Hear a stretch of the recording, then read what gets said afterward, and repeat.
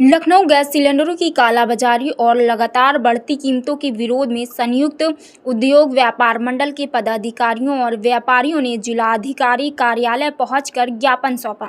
संगठन की राष्ट्रीय अध्यक्ष गीता गुप्ता के नेतृत्व में व्यापारियों ने गैस सिलेंडरों की सुचारू आपूर्ति सुनिश्चित करने तथा कालाबाजारी पर रोक लगाने की मांग उठाई।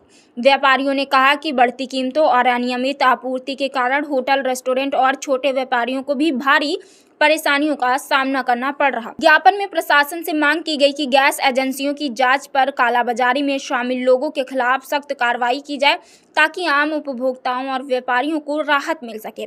व्यापार मंडल के पदाधिकारियों ने चेतावनी दी कि यदि समस्या का शीघ्र समाधान नहीं हुआ तो व्यापारी वर्ग आंदोलन करने में मजबूर होगा। जिलाधिकारी कार्यालय में ज्ञापन सौंपने के दौरान बड़ी संख्या में व्यापारी मौजूद रहे। अब आज आपके द्वारा एक ज्ञापन डीएम को सौंपा गया है, मुख्यतः क्या विषय था, क्या मांगे थे आप?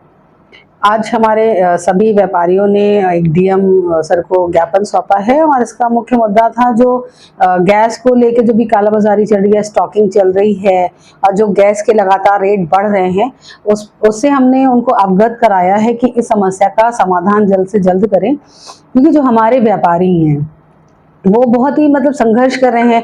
ऑलरेडी इतनी महंगाई पीक पर रहते हैं, हाइट पर है, इतना ज़्यादा लोग डेली रोज़मर्रा की चीज़ें इतना महंगा खरीद रहे हैं और उस पर जो हमारी दैनिक उपभोग की चीज़ें हैं जैसे कि गैस जो डेली ज़रूरतमंद है, हमारी जो महिलाएं भी हैं, घरेलू उपयोग की चीज़ें वो अगर महंगी हो जाती है तो हम उसे कैसे खरीदें और कैसे करें, क्योंकि उतना आपका सैलरी जो वो भी चीज़ें होती हैं, पैसा लिमिटेड होता है और चीज़ें इतनी महंगी होती हैं और रेट बढ़ते जा रहे हैं। तो इसमें क्या हुआ कि गैस में भी कुछ लोग स्टॉक कर रहे थे और उसको स्टॉक करने के बाद जब हम खरीदने जाते हैं और लेने जाते हैं तो पता चला फला जगह से मिल जाएगा, रेट क्या होगा, इतना रेट होगा।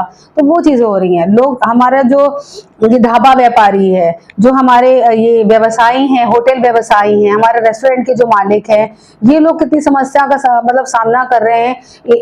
वो क्या रेट आपका फिक्स होना चाहिए ना, क्योंकि उनके खाने का रेट या उनके जो खाद्य पदार्थ हैं उनके रेट फिक्स है। अगर वो भी बढ़ा देंगे तो उनके रेस्टोरेंट में कौन खाने आएगा।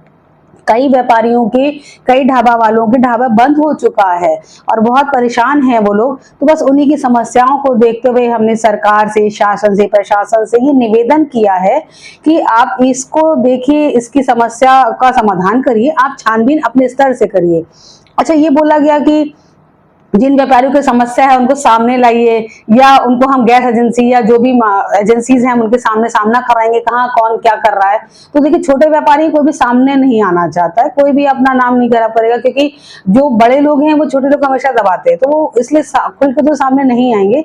लेकिन हम लोगों ने एक एक से जाके बात करी, तो मैं शासन प्रशासन से और सरकार से कहूंगी कि वो भी जाएं और इन सभी जो भी हमारे ढाबे वाले हैं, होटल मालिक है, रेस्टोरेंट के मालिक है, आप उनसे बात तो करिए, 1 to 1 मिलिए, बात करिए, उनकी समस्या देखें और इसका समाधान और निराकरण जितना जल्दी हो सके आप उस समस्या का निराकरण करें।